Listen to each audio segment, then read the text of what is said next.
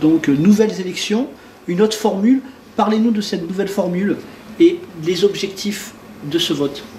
Alors la formule qui est en cours et qui se déroule donc jusqu'au 13 janvier prochain est l'aboutissement d'un dispositif qui a été initié en 2008 et qui se substitue à l'ancien dispositif de mesure de la représentation syndicale qui jusqu'à présent permettait sur la base des élections au prud'homme de mesurer l'audience de chaque syndicat. Le nouveau dispositif repose sur deux dimensions. La première dimension qui s'est achevée le 31 décembre dernier et qui a consisté à recenser sur les 3 dernières années le résultat des élections au sein de chaque entreprise, au comité d'entreprise et les élections de délégués du personnel, ce pour les entreprises qui avaient un effectif de 10 salariés ou plus. Au jour d'aujourd'hui, nous sommes donc le 5 janvier. Depuis le 30 décembre dernier, se mesure l'audience au sein des très petites entreprises.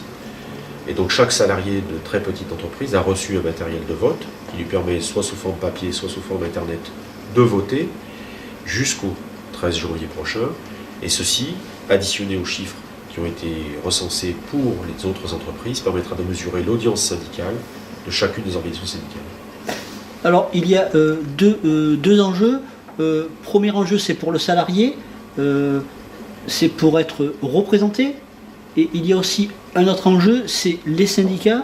Pour eux, c'est atteindre 8%, sinon on va considérer qu'ils ne sont pas représentatifs, ils n'auront pas de siège au prud'homme, etc., etc. Vous pouvez en parler ? Oui, bien sûr. La mesure de la représentativité va te permettre de considérer qu'au niveau interprofessionnel, un syndicat qui aura atteint au minimum 8% au résultat des élections est reconnu représentatif au niveau interprofessionnel.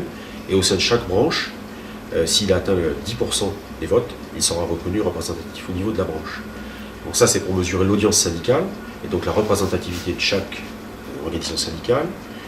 Par ailleurs, les résultats vont permettre d'une part de désigner les juges prud'homaux, donc les représentants salariés au sein des prud'hommes, et d'autre part de désigner les représentants au sein des commissions interprofessionnelles régionales qui auront à siéger et qui donc traiteront notamment des problématiques de dialogue social, entre autres, au sein de chaque région. Qui sont les électeurs ?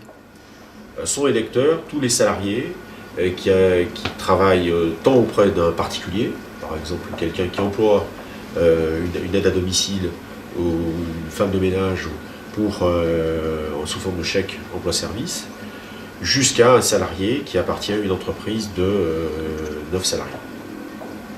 D'accord.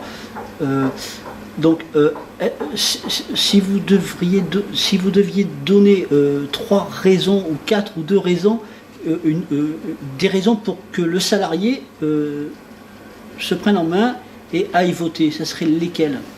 La première raison, c'est comme pour les élections politiques, un salarié, quand il vote, eh bien, il a la possibilité de se voir représenté par la personne qui aura été élue, tant au sein des prud'hommes qu'au niveau des branches, qu'au niveau interpro, pour que, au titre du dialogue social, le syndicat pour lequel il aura voté puisse s'exprimer en son nom et le représenter. C'est quelque chose que les salariés n'ont pas forcément conscience du droit qui est le leur avec ces élections. Le taux de participation que nous avions dans les anciennes formules était de loin très inférieur au taux de participation qu'on peut avoir en matière d'élections traditionnelles, puisqu'il était de 10%, il était même de 8% en Provence-Alpes-Côte d'Azur.